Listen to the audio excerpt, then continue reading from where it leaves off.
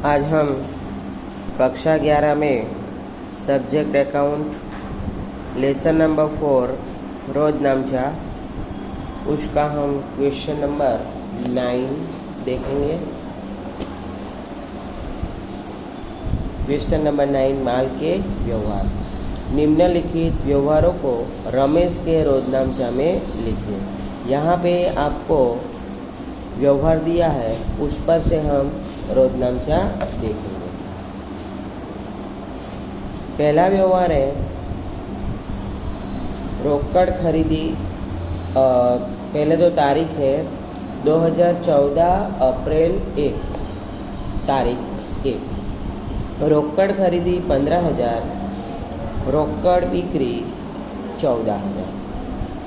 तो उसका हम रोजनामचा देखेंगे कि रोकड़ खरीदी 15,000 है और रोकड़ बिक्री है वो 14,000 है, बराबर। तो उसमें खरीदी का रोजनामचा अलग होगा और बिक्री का रोजनामचा अलग होगा। तो उसमें पहले तारीख 2014 अप्रैल 1, उसमें नंबर 1 पहले खरीदी हमेशा उधार होती है और धंधे में से रोकड़ जा रही है तो वो जमा होता है। तो रोजनामचा है खरीद खाते उधार 15,000, रोकड़ खाते का 15,000। इसके बाद विवरण, रोकड़ खरीदी किया उसका, बराबर। तो ये पहला रोजनामचा पूरा हुआ। अब दूसरा है रोकड़ बिक्री 14,000। जब भी बिक्री किया जाता है तो रोकड़ आती है। जब भी रोकड़ आए तो उसको उधार किया जाता है और बिक्री हमेशा जमा होता है। तो रोजनामचा है पहले का ही दूसरा। रोकड़ खाते उधार 14,000, बिक्री खाते का 14,000। विवरण लिखेंगे रोकड़ बिक्री किया उसका, बराबर।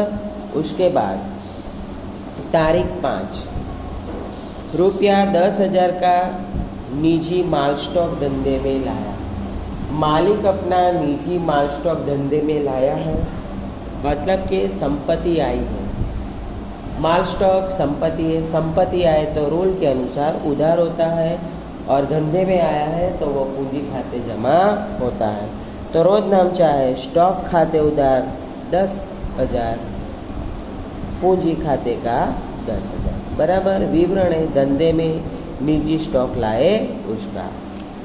उसके बाद 7 तारीख, रुपया 12,000 का माल हर्ष के पास से खरीदा है। व्यक्ति का नाम का उल्लेख है तो ये उधार व्यवहार है। खरीदी हमेशा उधार होती है और रोकड़ की लेन देन नहीं हुई है, इसीलिए व्यक्ति के नाम के खाते जमा होता है। तो रोजनामचा होता है खरीद खाते उधार 12,000, हर्ष खाते का 12,000। विवरण, हर्ष के पास से माल खरीदा उसका।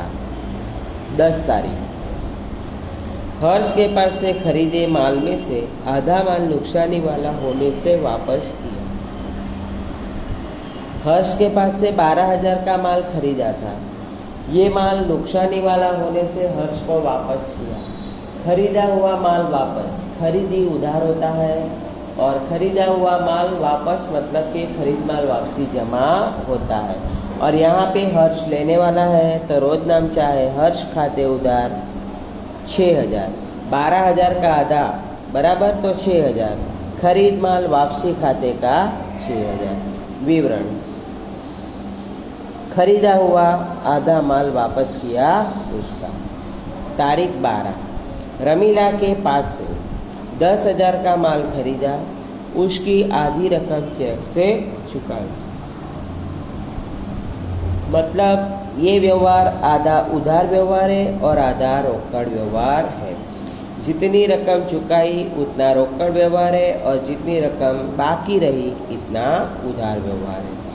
खरीदा है तो हमेशा खरीदी उधार होती है, तो खरीद खाते उधार 10,000, बैंक खाते का 5,000। आधी रकम चेक से दिया है इसीलिए बैंक खाते 5,000 और आधा व्यवहार उधार है तो रमीला खाते का 5,000। विवरण, रमीला के पास से माल खरीदा, आधी रकम का चेक दिया उसका। तारीख 15, रमीला के पास से खरीदा माल 10% लाभ चढ़ाकर 10% व्यापारी बट्टा से मीता को बेचा। मीता को बेचा मतलब मीता लेने वाली हुई, तो मीता खाते उधार बिक्री खाते का।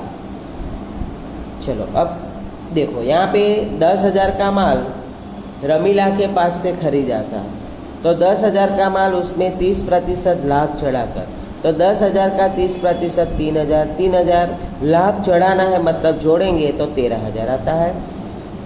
फिर 13,000 में 10% व्यापारी बट्टा, तो 13,000 का 10% व्यापारी बट्टा 1300, तो 13,000 में से 1300 घटाने पर आता है रकम 11,700, तो रकम में लिखेंगे 11,700। विवरण 30% लाभ चढ़ाकर 10% व्यापारी बट्टा से माल बेचा उसका। तारीख 18, मीता ने 1,000 का माल वापस किया। मीता ने वापस किया, मीता ने हमको बेचा था, बेचा हुआ माल वापस। बिक्री जमा होती है, बिक्री माल वापसी उधार होता है। तो रोज नामचा है बिक्री माल वापसी खाते उधार 1,000, मीता खाते का 1,000। विवरण में लिखेंगे मीता ने माल वापस किया उसका। तारीख 20, कल्पना को 20,000 का माल 10% व्यापारी बट्टा और 5% रोकड़ बट्टा से बेचा। कल्पना को बेचा है बराबर, तो और यहाँ पे व्यक्ति का नाम का उल्लेख है और उधार व्यवहार है, तो रोज नामचा है कल्पना खाते उधार बिक्री खाते का। यहाँ पे क्वेश्चन में लिखा है 10% व्यापारी बट्टा और 5% रोकड़ बट्टा। तो 20,000 का 10% व्यापारी बट्टा होता है 2,000, तो 20,000 में से 2,000 घटाने पे आता है 18,000। यहाँ पे 5% रोकड़ बट्टा भी है, लेकिन रोकड़ बट्टा की गिनती तब होती है कि जब व्यवहार रोकड़ हो तब, इसीलिए सिर्फ व्यापारी बट्टा घटाने के बाद की रकम लिखी जाएगी। तो कल्पना को 10% व्यापारी बट्टा से माल बेचा। आगे तारीख 22, आग में 2,000 का माल जल गया। बीमा कंपनी ने 1,000 का दावा मंजूर किया। माल 2,000 का जला है, उसमें बीमा कंपनी 1,000 दे रही है, मतलब कि 1,000 बीमा कंपनी के पास से हमें लेना हुआ। इसके बाद 2,000 का माल जला है, तो 1,000 रुपया जो है वो हमारा नुकसान हुआ। तो बीमा कंपनी खाते उधार 1,000, क्योंकि बीमा कंपनी के पास से हमें लेना है 1,000 उसका। 2,000 का माल जला है, तो 1,000 रुपया नुकसान हुआ, तो आग से हुआ नुकसान खाते उधार 1,000। फिर अन्य रीति से, कोई भी रीति से माल की जावक हो तो वो हमेशा खरीद खाते जमा होता है, तो खरीद खाते का 2,000। विवरण 2,000 का माल जला, बीमा कंपनी ने 1,000 का दावा मंजूर किया उसका। तारीख 25, 500 का माल बरसात में बिक गया, जिसको बेचने से 200 मिला। 500 का माल बिक गया, भीगा हुआ माल बेचा तो 200 रुपया हमें प्राप्त हुआ है और 300 रुपया नुकसान हुआ है। तो रोकड़ मिली 200 रुपया, तो रोकड़ खाते उधार 200, बरसात से हुआ नुकसान खाते उधार 300, क्योंकि 500 में से 200 मिला है, 300 रुपया नुकसान हुआ है, तो नुकसान खाते उधार 300। और अन्य रीति से माल की जावक है, तो खरीद खाते का 500।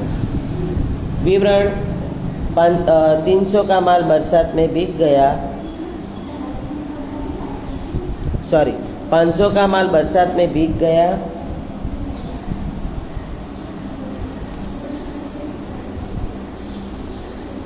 500 का माल बरसात में बिक गया और जिसे बेचने पर 200 मिला। आगे 27 तारीख, 300 का माल नमूना के रूप में मुफ्त मिला। देखो ये नमूना के रूप में मुफ्त मिला है, हमने मुफ्त दिया नहीं है, सिर्फ मिला है।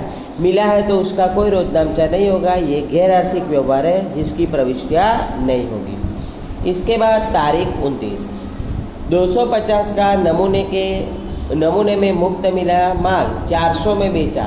नमूना में माल मिला है, जिसे माल बेच दिया तो रोकड़ आ रही, तो रोकड़ खाते उधार 400, बिक्री खाते का 400। आगे विवरण है उसमें, मुफ्त मिला माल 400 में बेचा। 30 तारीख 1000 की मूल कीमत के बदले में रुपया 1500 का मोबाइल खरीदा। मोबाइल धंधे में आ रहा है, मोबाइल संपत्ति है, तो मोबाइल खाते उधार, इसके बदले में माल जा रहा है, मतलब बिक्री खाते का 1000। विवरण में माल के बदले में मोबाइल खरीदा उसका। इसके बाद उधार और जमा का टोटल किया तो दोनों का टोटल एक समान होना चाहिए। टोटल है 1,01,600। उधार और जमा दोनों का टोटल एक हुआ है, बराबर। अगले वीडियो में हम और क्वेश्चन देखेंगे।